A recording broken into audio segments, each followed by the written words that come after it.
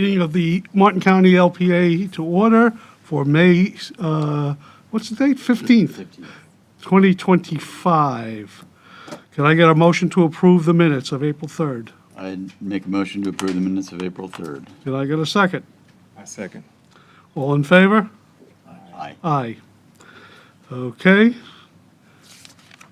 April 17th. Oh, the April 17th. I'd make a Minutes. motion to approve April 17th minutes as well. Can I get a second? I second. All in favor?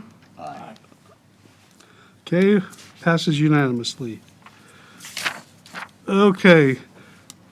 First of our two tonight, NPH 1, the American Humane Association, rezoning A089002.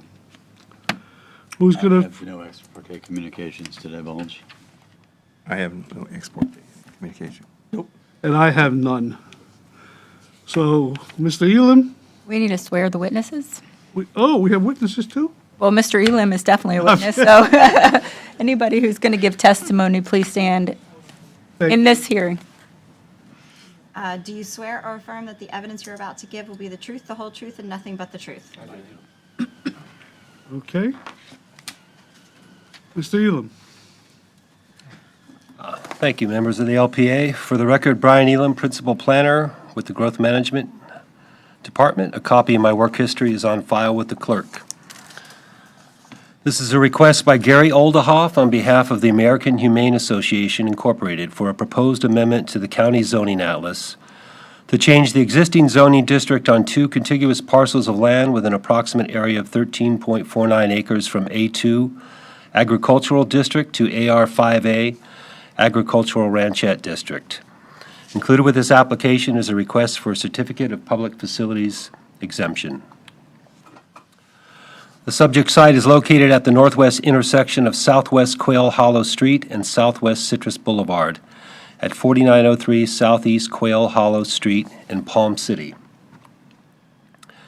The existing zoning district on the property is A2 Agricultural District, a Category C district, consistent with an agricultural future land use per Article 3, Division 7 of the Martin County Land Development Regulations. The property's future land use is agricultural ranchette. The existing zoning is inconsistent with the underlying future land use of the county's comp plan. Therefore, this is considered a mandatory rezoning per Section 3.402 of the Martin County LDRs. This is just an aerial view of the two contiguous parcels that are the subject of this rezoning application. There are two standard Category A zoning districts available to implement the agricultural ranchette land use policies of the comp plan, which are AR5A, Agricultural Ranchette District, and AR10A, Agricultural Ranchette District. In addition to the standard zoning district, the PUD, Planned Unit Development District, is also available as an option. The PUD district offers more design flexibility to applicants for proposed projects. In exchange, the district requires additional benefits to the county and more controls by the county.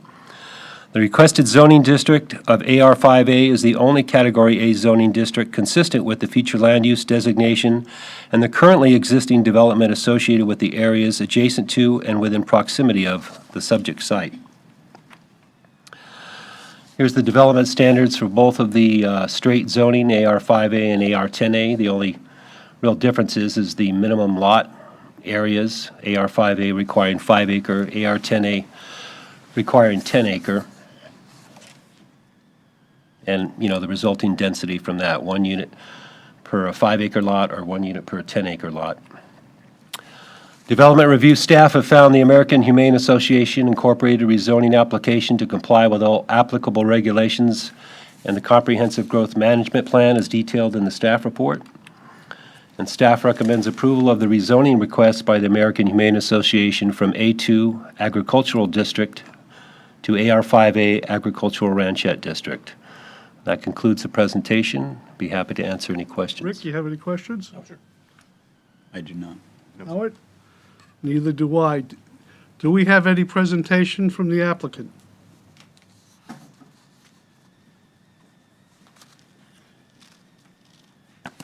Good evening, everyone. I'm Gary Oldehoff, and I'm very, very pleased to be representing the American Humane Association in this endeavor. I have with me the affidavit of mailing, which I'll pass over.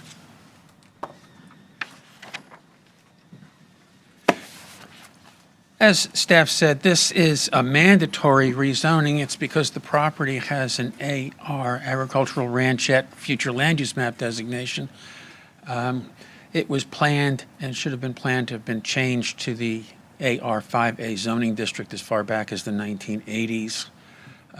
This is as staff says, this is the only district that really will implement that Agricultural Ranchette Future Land Use Map designation. So we're in complete agreement with the staff. If it's necessary to be done, now is time for it to be done. Mr. Brown, do you have any questions for the applicant? No, sir. I would be remiss if you don't mind. I brought with me Miranda Garcia. She's with the American Humane Association, and she's been kind enough to come here tonight. I just wanted to introduce her to you. She's going to be one of the people that will be working out at this new site. Okay. Thank you. Jim, questions? No. No, sir. Okay. Back to the board. Do we have any public comment? Seeing none, do we have a motion? I'd move for staff's recommendation to make this a AR5A zoning district. Do we have a second? I do. Motion made by Mr. Moore, seconded by my friend Rick. All in favor? Aye. Aye. Passes unanimously. Thank you. Next up, NPH 2, Jensen Beach MHP LLC rezoning. This is also quasi-judicial. I have no expert communications. You have any- divulge. Ain't no expert. Rick? And neither do I. Can we swear in the witnesses? Takes me a while, Elise, but I get it after the second time. Great. Do you swear or affirm the evidence you're about to give will be the truth, the whole truth, and nothing but the truth? Okay. Mr. Elam? Thank you, members of the LPA. Again, for the record, Brian Elam, Principal Planner with the Growth Management Department. A copy of my work history is on file with the clerk. This is a request by Quazo Planning Solutions Incorporated on behalf of Jensen Beach MHP LLC for a proposed amendment to the county zoning atlas. The proposed amendment is to change the existing zoning district classification from planned unit development to LC, Limited Commercial District, and RS5, Low Density Residential District, or the most appropriate zoning districts. This request to rezone is considered non-mandatory. Included with this application is a request for a certificate of public facilities exemption. The approximate 17.27 acres property consists of 10 parcels located east of Northeast Skyline Drive. The property is bisected by Northeast Indian River Drive and the Florida East Coast Railroad, and includes land east of Northeast Indian River Drive. The property is generally located at the intersection of Northeast Indian River Drive and Northeast First Street, approximately 100 feet north of Northeast Pineapple Avenue or Northeast Causeway Boulevard, at 3830 Northeast Indian River Drive in Jensen Beach. This is just an aerial of the site. All areas within the red outlines are part of the existing Pitchford's Landing PUD. The existing zoning district on the property is Pitchford's Landing PUD zoning agreement, which is outlined in red. The existing future land uses on the property are low density and commercial limited. And all of that is highlighted in white. So this along just east of Northeast Indian River Drive is the limited commercial, and then everything to the west is the low density. This slide shows the proposed zoning districts with the RS5 low-density residential district over the land with low-density future land use, and the LC limited commercial over the land with commercial limited underlying future land use. Excuse me, There- can you go back? Yes. Thanks. You have a question? No, I was just trying to Oh, try to look at make it. sure that the limited commercial wasn't on both sides of Indian River Drive. Okay, go ahead, Mr. Elam. Okay. There is one standard Category A zoning district available to implement the commercial limited land use policies of the comp plan, which is LC Limited Commercial District. PUD is also an option. And there are 6 Category A zoning districts available to implement the low-density land use policies of the comp plan, which is RS3, RS4, RS5, RM3, 4, and 5. Low-density residential districts with PUD zoning also as an option. These are the development standards for the limited commercial, 10,000 square foot minimum lot area, maximum building coverage, and you can see the setbacks there per story. These are the development standards and setbacks for the different, for the 6 different low-density zoning districts. The one proposed is the RS5, 7,500 square feet minimum lot area, and 5 units per acre. Setbacks are relatively consistent between the RS3, 4, and 5. Development review staff have found the Jensen Beach MHP LLC rezoning application to comply with all applicable regulations in the Comprehensive Growth Management Plan as detailed in the staff report. Staff recommends approval of the rezoning request by Jensen Beach MHP LLC from PUD Planned Unit Development and Zoning District to RS5 Low Density Residential District for land with the low-density underlying future land use, and to LC Limited Commercial District for land with the commercial limited underlying future land use as defined in the legal descriptions for these areas. And that concludes the presentation. Okay, Rick, do you have any questions? Jim? Yeah, when this PUD came forward, it was not without controversy.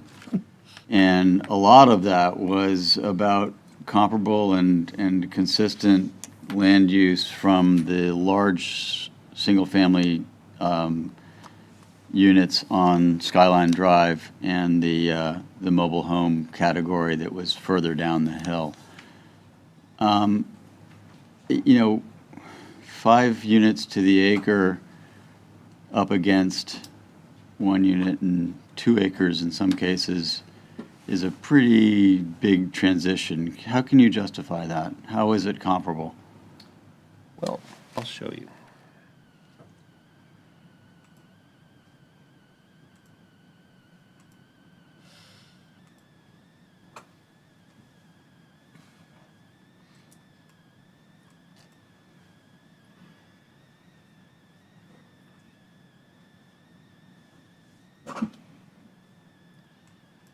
So 5 unit per acre, which is what they're proposing, which is RE 5A, looks about 0.17 acres. It looks like all of this here. These are about 0.17 acres, I believe. And so that is what they're proposing, and I think this is almost 40 acres or so of that type of density here. Down to the south, there's a little pockets here in between here of 5 units an acre, not much. Immediately bordering this, you have a range between 2 and 4 for these few homes that are here, as well as the 4 lots, I believe, that they have that are part of this PUD on Skyline Drive. 2 have single-family homes, 2 are undeveloped. So this density is in the area. It would be consistent. You could, and then you have a range of 2 to 4.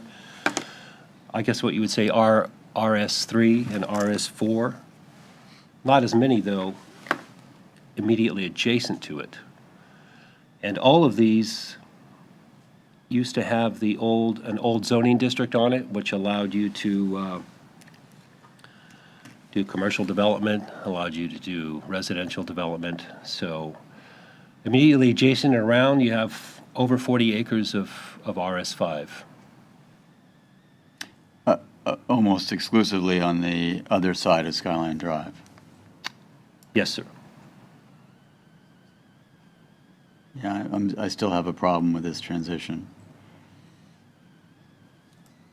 Is that it? The mobile home land use to the south, I'm sorry, Pete Walden, Deputy Growth Management Director. The mobile home land use directly to the south allows 10 units per acre. So it's actually less dense than. But the lot size would be the same. 750. Actually, mobile home allows only 2,500 square foot lots, but I'm just relating that it's 10 units per acre to the south, 5 units per acre throughout most of the areas to the west, and you do have a few lots to the north, you're correct, that are larger than that.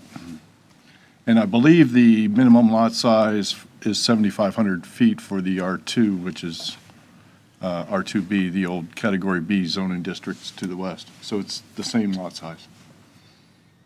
That's correct. Okay, Jim? Mr. Brown, anything? No, sir. So, right now it's PUD.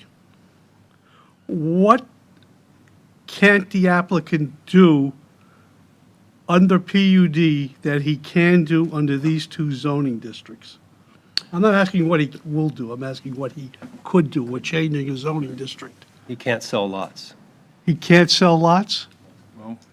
Right now, the PUD is expired, the master plan is expired on the property now. So he would have to renegotiate the existing PUD zoning agreement to do anything on the property. Whereas the zoning right now is just adjusting the zoning to be consistent with the underlying land uses. Okay, now I understand. Any other questions for Mr. Elam? Yeah, sorry. So in order to make it consistent, the applicant had a PUD and went through the process of getting that PUD agreed to by the county. That was a struggle. And now we're agreeing to allow low density at 5 units to the acre on this property that had to have a PUD in order for it to pass 11 years ago. Mr. Moore, Paul Schilling, Growth Management Director. Just for clarification, the existing land use on the property is low density. In the mid-2000s, I believe it was, there was what was known as the Pitchford's Landing PUD zoning agreement, and that had development standards that were at that time considered consistent with the low density. But the subject of today's hearing is to simply rezone the property consistent with all of the existing land uses. The commercial limited along the river and the low-density existing land use. So I don't know if that helps. And once again, the reason is there's no more PUD, it's expired. Correct.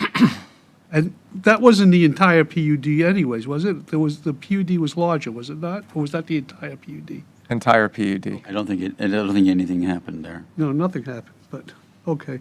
Mr. McCarthy, oh, go ahead, Rick. Point out to me where that 10 units per acre is south of it. Yeah, it's the undeveloped property to the south. Can you, Brian? What were you looking for? So the low density to the, Yeah, you can turn on the or I'm zoning, sorry, the mobile home density. the mobile home area. So it's right south of it, and that's up to 10 units per acre. Correct. And they're requesting 5 units per acre to the north. Yes. Okay, Rick? Yep. Mr. McCarthy? Terry McCarthy representing the property owner, and take note that the current property owner had nothing to do with Pitchford's Landing. And Brian, if you could go back to, on your slide presentation, you showed those lots on Skyline.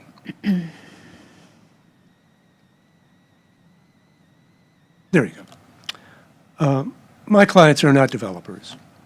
They buy and hold mobile home parks. They bought this at a time when it was, and they're still maintaining that mobile home park. But they've got surplus land that they, because of the PUD, they can't sell it off. And they've had a number of people come in and say, we'd like to buy a lot and build a house. But they can't do it because we got to get rid of the PUD. The PUD is deader than a doornail, but we'd have to get new zoning. The goal on the west is, they've had a number of cars, a builder comes in and says, hey, I want to buy one of your lots, or we're going to build a house. And that's their goal, is just to get those out of it. And what it does, though, ultimately is, I mean, I've been in this business a long time. These pendulums swing back and forth. We keep this as is without separating these out. Someday, some developer is going to come in here and say, yeah, I think I'd buy the whole thing, come in and, redo the whole thing. With Pitchford's, it was very intense, and it was several stories of multifamily units. And the people in Jensen Beach did not want that. This, by doing this, takes that out of play. It's gone. They don't want those lots over there. They'll sell them to whoever walks up and says, I want to build a house there. And they'll have to follow all of the procedures done with their staff. The property on the east, consistently I've been told that there's very little that they could do over there, except for using the existing structures or some of the other uses that are over there that might be able to buy a lot or something over there. But that's their goal, is to simply separate this out. And I think the goal is achievable. Staff, they're the experts. They're recommending approval. I think the goal is achievable, and I think the good part about it is it takes the specter of Pitchford's Landing and the it takes it completely out of play, because now the zoning is single-family residential. And that's the goal here tonight. Now, we have our expert, as you have experts, Dina Freeman. If you have questions, Dina and I are happy to answer them, but that's the primary goal, is simply to get rid of the surplus land and let it be single-family.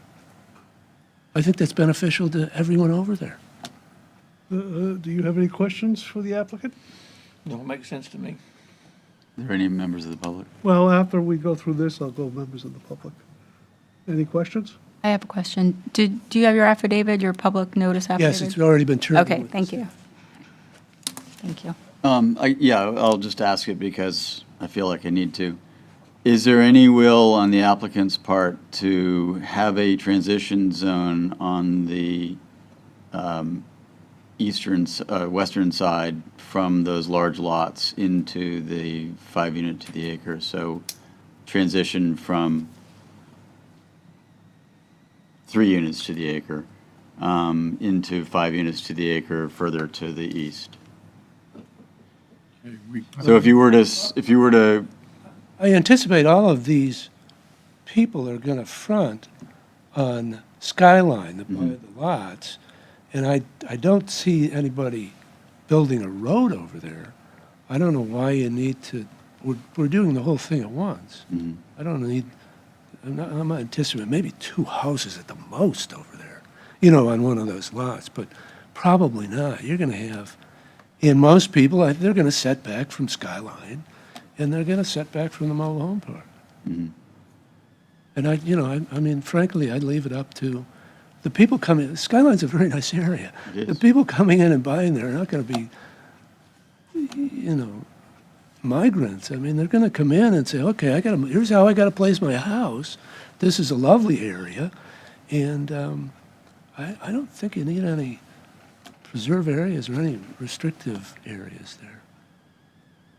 Dina, did I miss something? Okay. Any questions, Mr. Brown? No, sir. Haven't Go ahead. been there on that property numerous times. Those lots to the west have a really good buffer there anyhow.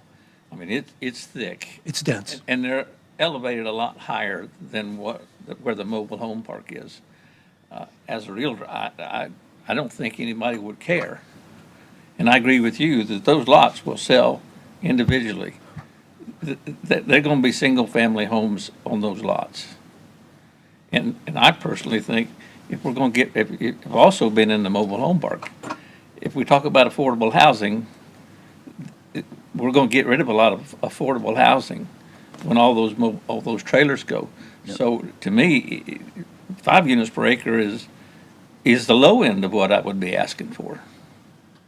We thought it was fair. My only question is, you're not Mr. Quazzo, and it says on my sheet, Mr. Quazzo will present. Where Where's Don? Glasgow, I think, is a four-letter word, isn't it? Is he still even around Martin County? What's the name again? Not very often. I did see him last week, though. Oh, you did? I did. I saw him Okay. last week in town. I thought he was in federal prison, but Well, you never know. I have no questions for the applicant. Public comment, does anybody want to comment on this? Wait, you have to come up and you have to fill out a form. If you give us your name, please? Yeah, my name's Larry Sullivan. I live at 3909 Skyline Drive. We abut a couple of parcels there, and we're just wondering why the ones on Skyline Drive couldn't stay as RS2 like our house is right now, instead of any of this RS5, so we never have a multi up there. Okay, You got a pen, Brian? Tina's right behind. Dean is going to explain what they want to do. When he's done. Well, Hey, Dina. Yeah, are you done, sir? Yeah, that was my, But I that's like all to- my Okay. question. So the RS designation is actually single family. RM, if we were going to ask for RM5, that would be multifamily. So RS limits us to a modular home or a single family home in the development standards and the permitted use. So that's part of the answer, right, Pete? That is part of the answer. Brian, can you go back to the zoning map and put on the zoning layer? RS2, I believe, is a Category B zoning district, Yeah. and we would not rezone to a Category B, so it'd be RS3 through 5? Yeah, that was the question, because everything else Sure. going down Cherry Lane and back. Sir? It's okay, here you Oh, go. I'm sorry. On the record. Go ahead, go in the record. You. Okay. Yeah, it's R2. And we don't go Yeah. back and forth, so ask all your questions, and then I'll try to see if I get She your made her answer. comment, that's why I was making Go the ahead. comment back. Everything down Cherry Lane and off the Skyline that butts into this is all two, RS2. Guys? Okay, thank you. Do you want to say anything? Well, like I said, the R2 is a Category B zoning district. That's a leftover from the 1967, Chapter 35 zoning code. And now you have the option to do RS3, RS4, or RS5. RS2 is the least intensive. Well, R2, yeah, R2 is off the table. That's a Category B, so it's R3 through 5. Okay. All right, any other public comment? Seeing none, back to the board.